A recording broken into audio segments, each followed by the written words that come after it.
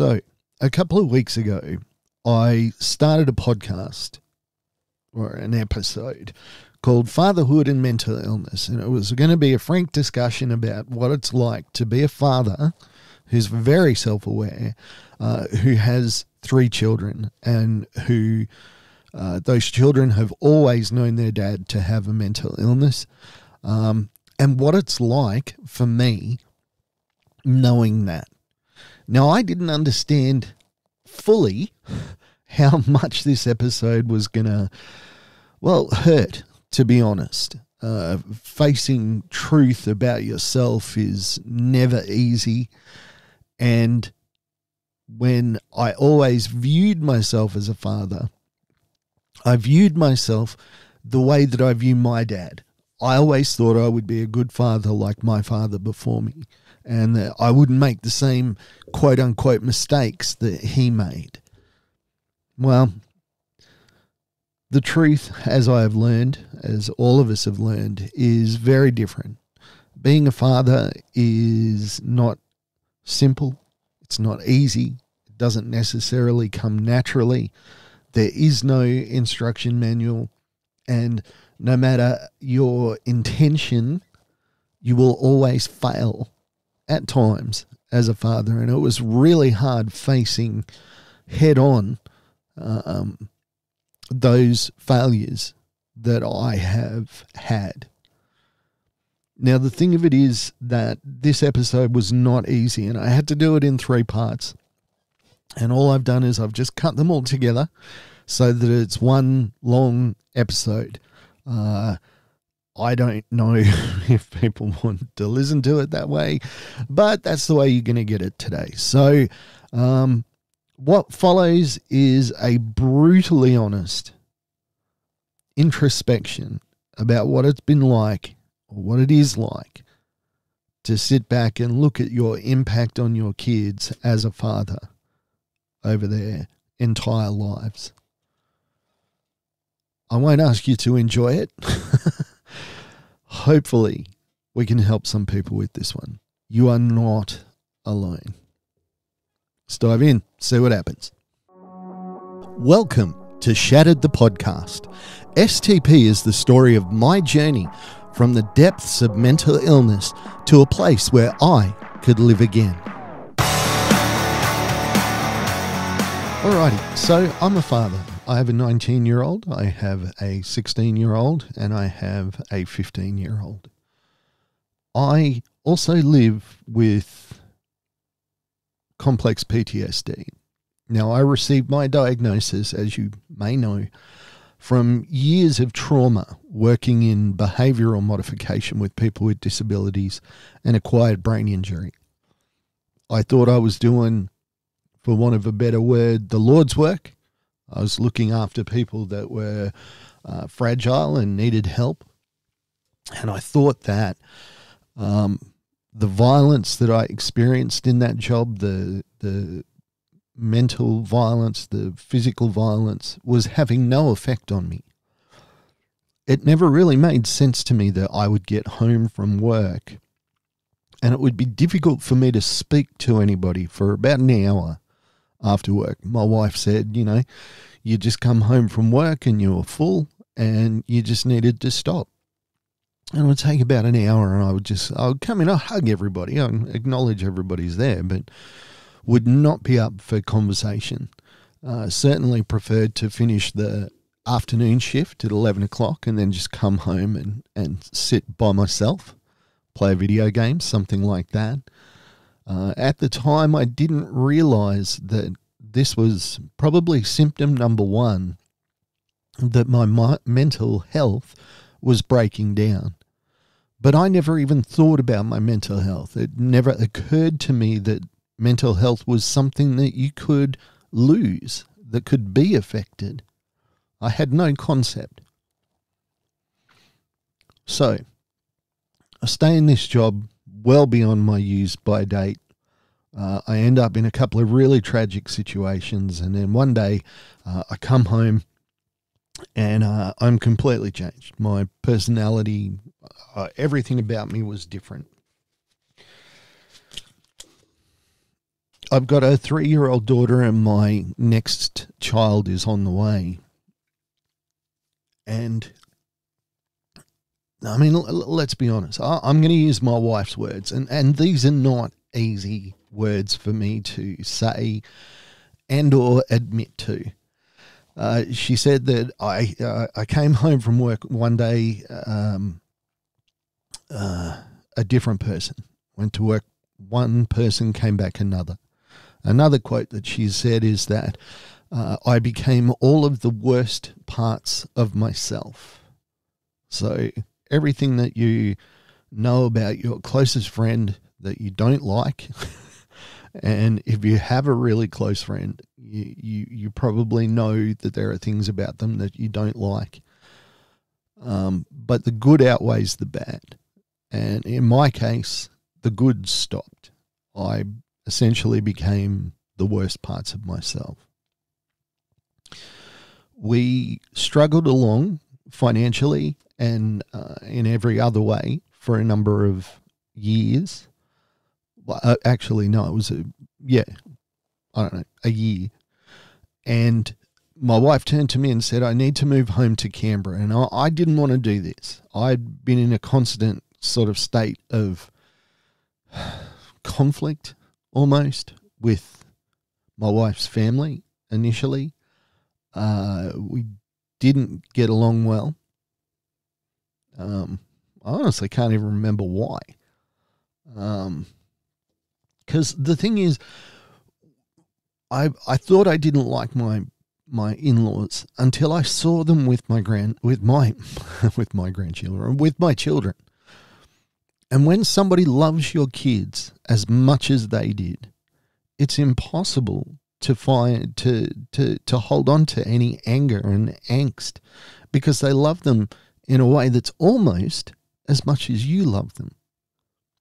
Anyway, by the by. So my wife says, I want to move to Canberra, and we're going to have to live with her parents. This was the worst nightmare for me. But then she said something which made me say, we'll do whatever you want. And she said, we're about to have another child, and I can't be a single parent anymore. Now, this was hard for me to hear because I was in the house and I was trying. I thought that I was involved. I thought that I was making a difference. But when my wife described it, I was a non-entity. I was not in the house. If I was looking after the children, yeah, I'd be looking after them, but I wouldn't be thinking about them. They'd be safe because I was a carer. I knew how to look after them. They'd be clean. They'd be safe. They'd be fed. They'd be warm. But emotionally and even like conversationally, I wasn't there. And my wife said, I'm just sick of being a single parent. And that rocked me to my core, because in my heart of hearts, I hoped that I was a good dad. And for her to say this, and I needed to hear it, for her to say it was devastating. And to hear it was devastating. And it was there's kind of 2 or 3 pivotal moments in my mental health journey where things have changed dramatically, and they changed dramatically from that point. I wanted to be a husband again. I wanted to be a father. I wanted to live up to my responsibilities. But I made a mistake. I didn't understand that I had limitations. So we moved to Canberra. I got a job. I couldn't go back to disability work. My doctors just wouldn't even let me. And of course, whenever I saw a person with disabilities, I'd have a panic attack. So it's pretty hard to work in that field. And I got a job in the public service. And for a couple of months, I was amazing. I was the best employee they'd ever had, because I'd come from frontline care where you show up at work at 7 o'clock. You're on deck at 7 o'clock. There's no coffee. There's no chatting to your neighbour. There's no nothing. Like, you got to get in there. You got to start getting people up. You got to get people out. You're constantly working. There's stuff to do in the house all day, every day. And now I walk into the public service where it's kind of like start time is optional, and starting the actual work, that might happen around 10 o'clock, that somebody's, they've had their cup of coffee, they've talked to their friends, they've had their so-called important meeting, and then they kind of do some work, and then, it's lunchtime, and, it's supposed to be a set time, but generally it's an hour-ish. And then they come back, and then there's chatty chats and chit chats, and then maybe another hour or two's worth of work, and then it's 4 o'clock and it's time to start packing up. And this did my head in. And it made me a very, very good worker, because I would sit down and I would get the work done. I was doing something called ministerial correspondence, where the parliamentarians get public servants to write their letters for them. It's disgusting. It's disgraceful that they do that. But that was my job, and I got the record that had ever been done. I'd done 130 in a month, and the most that had been done before that was something like 50. I was just a workhorse. I was just get in and do the job. And the thing of it is I wasn't able to maintain that pace of work. And I wasn't able to slow down either, because I didn't know how to. So my mental health got worse and worse and worse. And then there was so many disappointments in the public service. So many ways that poor managers let me down, poor employment practices. It just beyond worth describing. Then it turned out that I couldn't work. That's a hard place to be in as a man, knowing that you are unable to contribute to your family's finances. Mentally, you're unable to do it. And my wife said, I would rather have my husband than this broken, possibly dead person. Because it was extremely suicidal. I had to stop. We used to go to the top floor to have lunch up there. And as I kind of got more and more isolated in my mental health, I actually had to stop myself going to have dinner on the top, going to have lunch on the top floor, because all I could think about doing was throwing myself over the side. And I'd already planned it. I looked for a place where I wouldn't hit a tree or a car. If I dived, I would just hit pavement and I would be dead. And it was like 10 or 12 stories, so I'd be cactus. And every day it was like, I'd sit closer to the edge, and then I'd lean over the edge, and I'd look and I'd go, okay, well, there's the car parks there this time of day, so I'd need to be here at this time. I'd need to avoid the tree that's just there. And if I made a straight dive, that would be the place that would kill me the best. And I had to stop going to work. You can't live in an environment like that where, you're catching a bus on the way to work, and you see a bus that's not yours go past at top speed, and you think, I just step off this curb and it would all be over.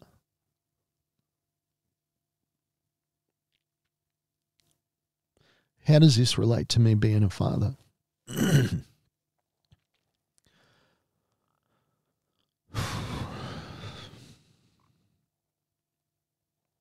All right, this is now going to be a two-parter, because you needed all that background.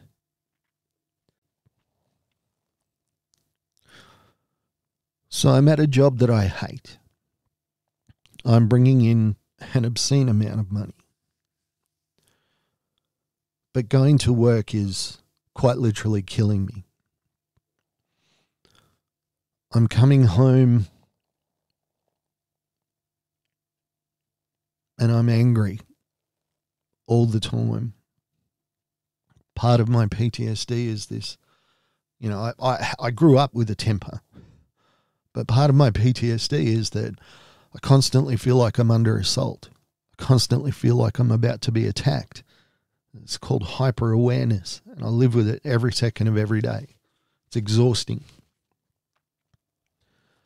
And my kids would see me erupt. They would see my temper, never directed at them. Well, sometimes directed at them because of behaviours and stuff, but never violent towards them. They would see me angry and they would see me throw things and they would see me, just losing my cool.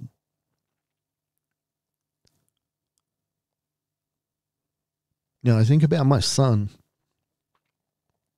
He has never known a dad that doesn't have mental illness. My oldest daughter, she can't remember the dad that she had that was just so simply delighted in hanging out with her when she was first born that we used to, being a shift worker, I got to spend so much time with her. We didn't need to send her to daycare most of the time because I would be working an afternoon shift, so I'd have her during the day and I'd hand off to my wife. We'd go to the parks, we'd look at ducks, we would do so many things. And then my daughters and my son, they never really got that innocent time with their dad. That time where he wasn't half in and half out. Because on my good days, I could be there, I could be with them, I could do things, but only for so long.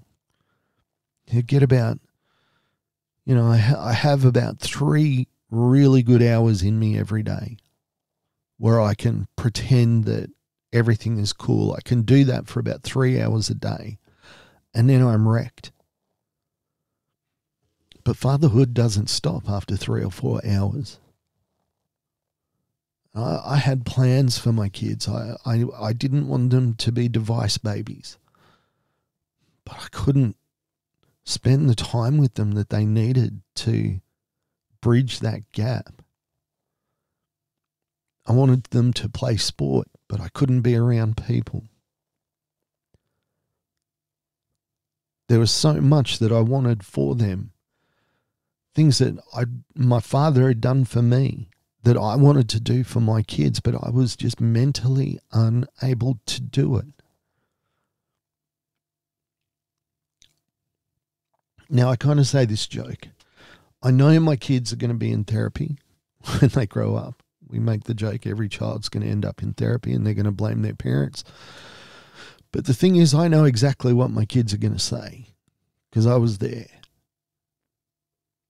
A distant, angry, a guy that they were frightened of. Not that I would hurt them, but that I wouldn't have time for them. Frightened that I would be too angry, that I would overreact to the smallest things.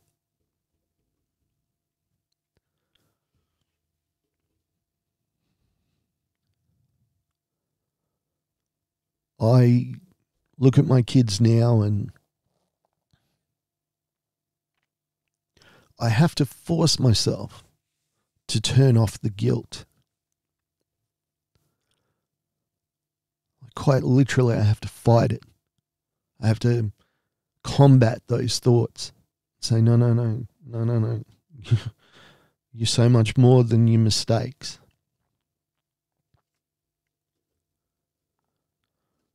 Things that I've done for my kids. I've tried to be humble with them. If I lose my temper, I will, when I'm able, I'll come back to them, explain to them that it wasn't their fault. I had to keep reminding myself, like I love books. You can't see, but I'm surrounded by books. I love books. One day, my oldest daughter picked up a book and just started ripping pages out of it. And I saw red. The lesson I learned out of that is my daughter is more important than a ripped book. And that's a phrase that I use a lot for myself. My relationship with them is more important than things and stuff and situations. It's first and foremost.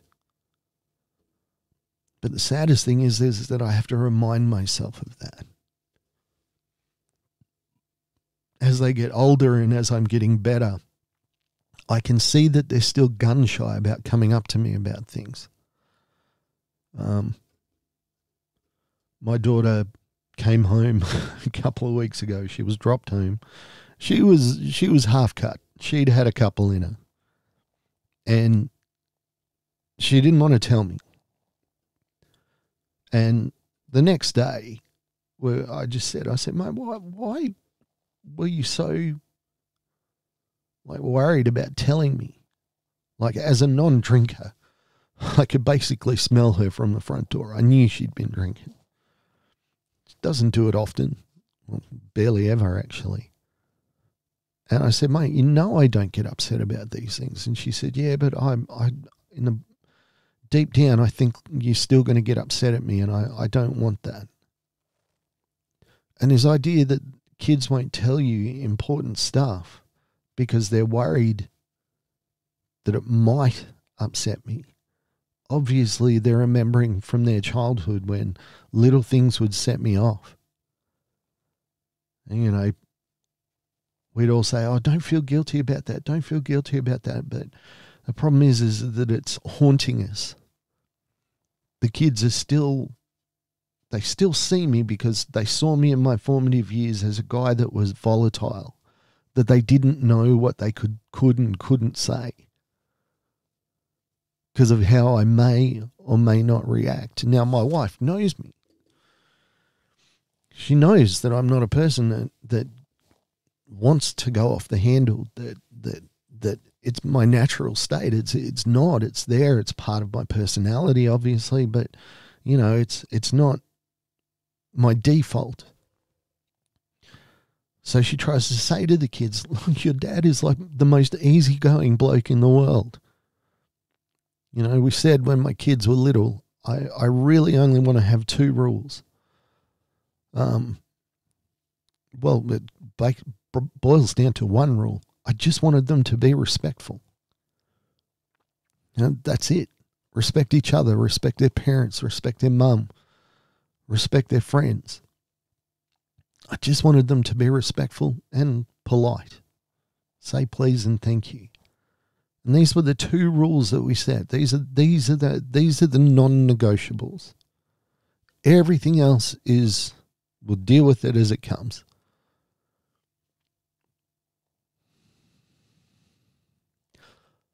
I know that my kids have suffered because I am their father. And I know that the wounds that they carry go very, very deep.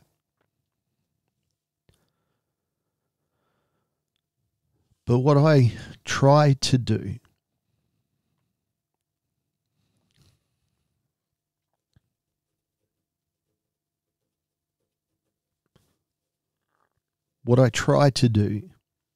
is I try to let them know that I'm trying.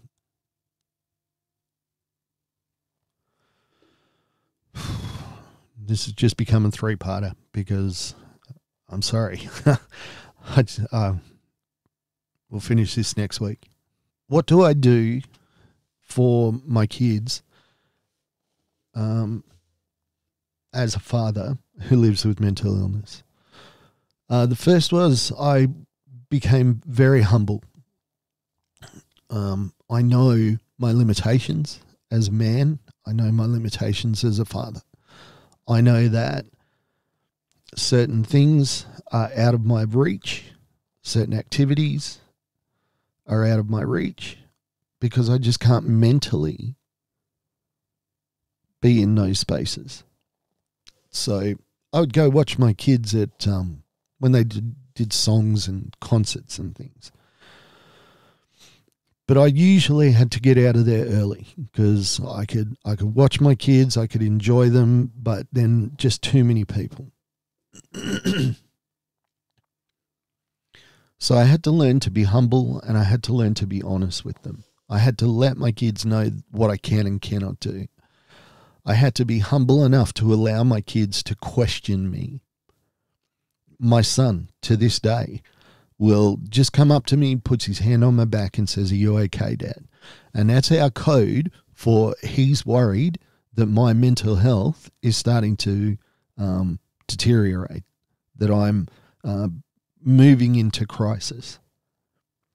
And it's so hard to have your son be your carer at times, because that's what he's doing. You can see that, wow, Dad's getting overwhelmed and we don't want that, so let's intervene. My kids are very used to me saying sorry to them. My kids are very used to me coming to them in humility and with great sorrow about times that I've lost my temper. Thankfully, I've never hurt them. But times that I've lost my temper and that has scared them.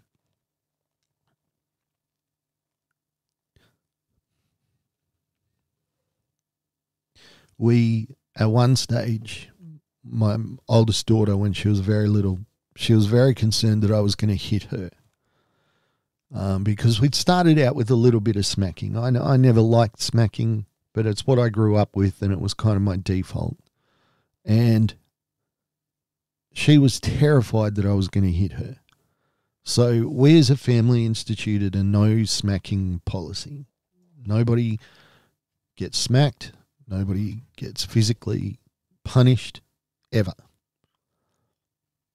And I'm thankful because she's still shy of my temper. If I look like I'm getting upset, she will exit the building.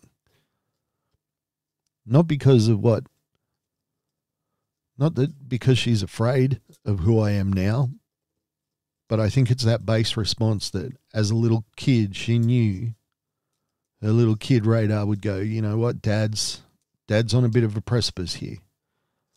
Dad's going to go off. So I need to get out of here. It's a self-protection. So it's being humble, knowing that I'm not a good dad.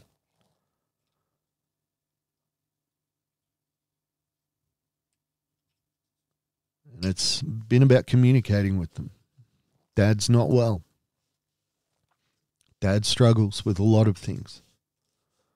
And I guess another difficult part is I can never, ever, ever, ever take my temper out on my wife.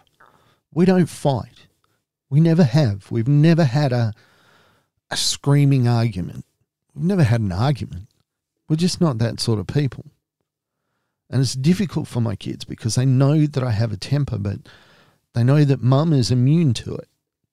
Mum is not afraid of me. Mum is confident in coming up to me when I'm in a temper and saying, stop it, or get out, or something. So these kids see these two sides to me, and unfortunately they are still very afraid of me getting angry. God damn, this is hard.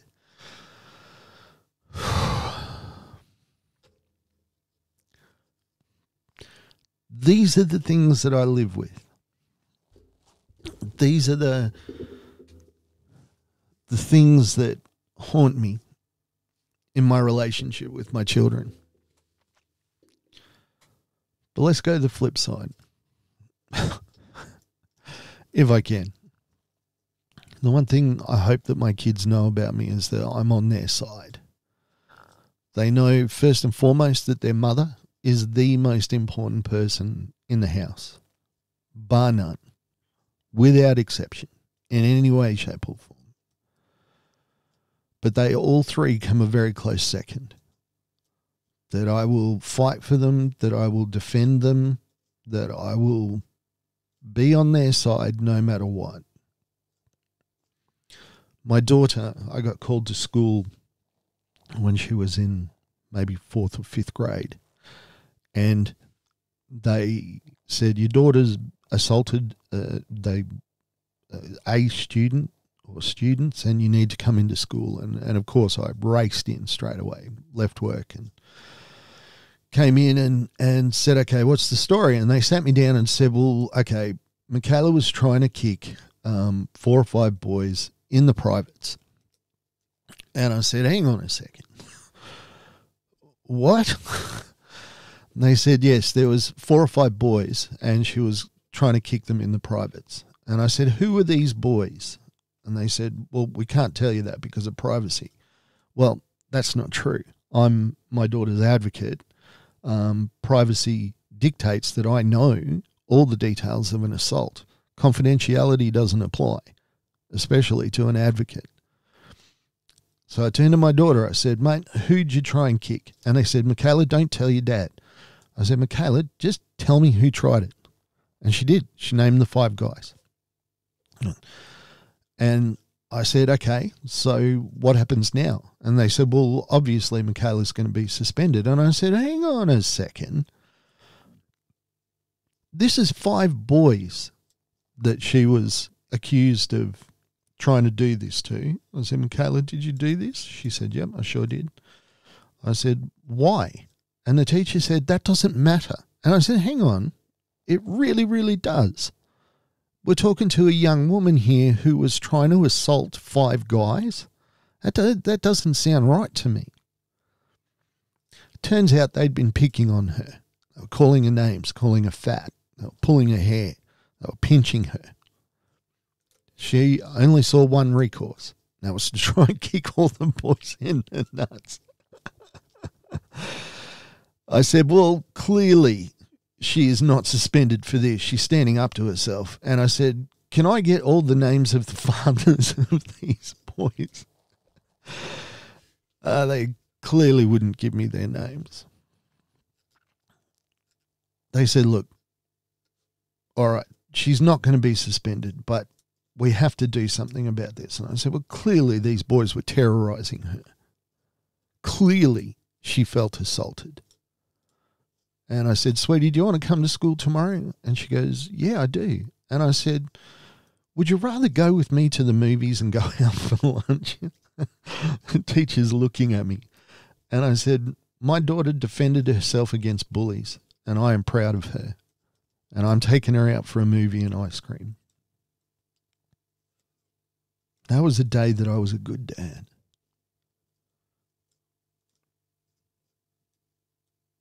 It's a weird story. It's a hard story, but it's a day I was a good dad. I stood up for my daughter. I fought for her. I fought a battle for her. I taught her some things. It's okay for a woman to stand up for herself. Yeah, violence was not the best way to go about it, but, you know, she did what she had to do. And where were the teachers in all this? And these are all the questions I asked. Anyway, I know there was a lot of discussion around how a little girl was being, you know, physically abused and emotionally assaulted by 5 little boys, and teachers didn't know anything about it until she struck back. Tell you what, they never did it to her again.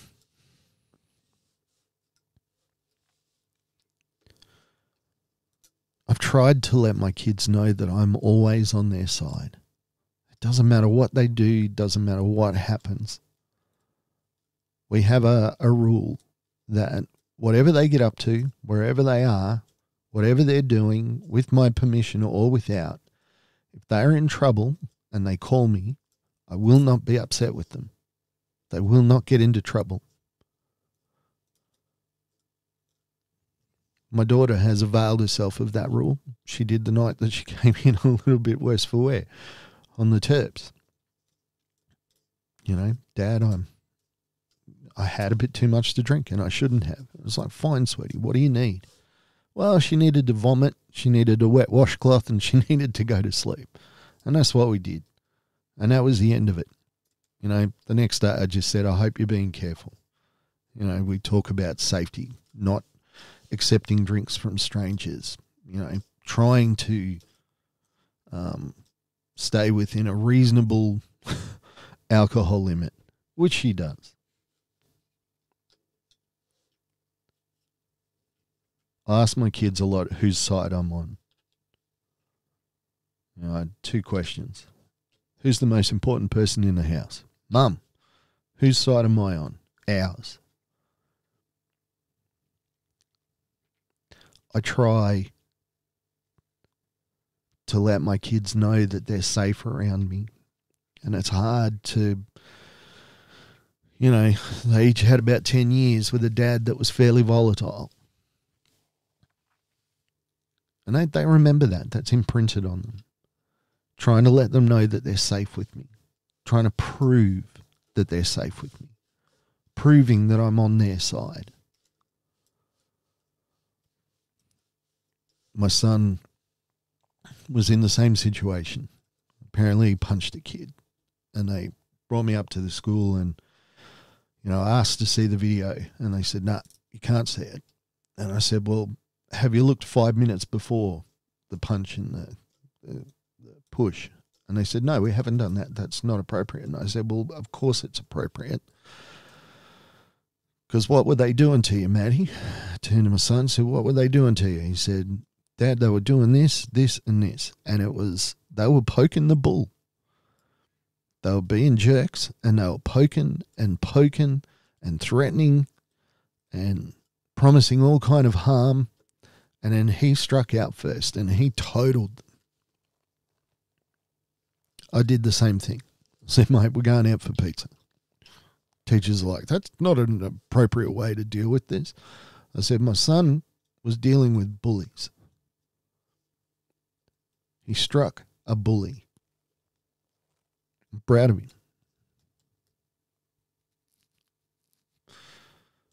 And when they make mistakes, son came, told me, he said, "I've done this, Dad. It's something that was not good."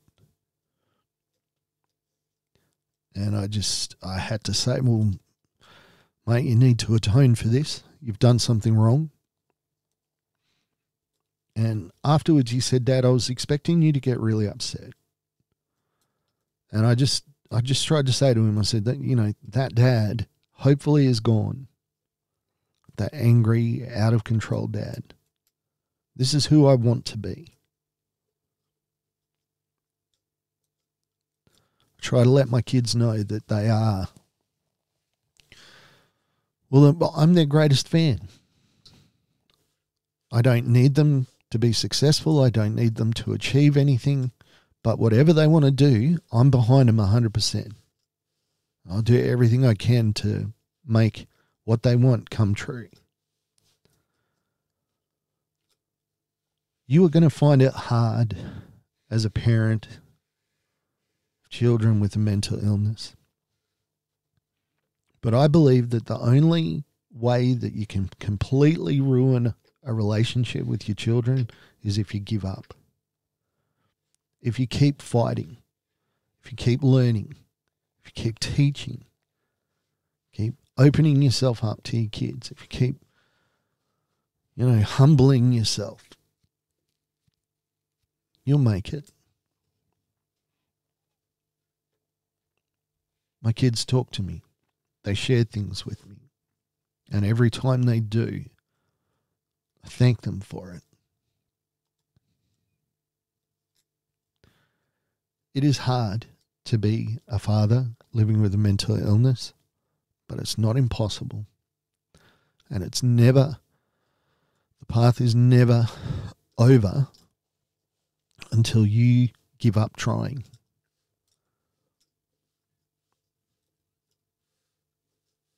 I think that's going to do it because I need to stop. Hey, thanks for joining us on Shattered the Podcast. I'm Mark. Special thanks to my producer, Meredith Brosnan, and also to Torian, Kevin, and Lorraine. And we can't forget the amazing band Adelaide, who let us use their song as our theme. For more information, check us out on all your socials, STP Shattered the Podcast.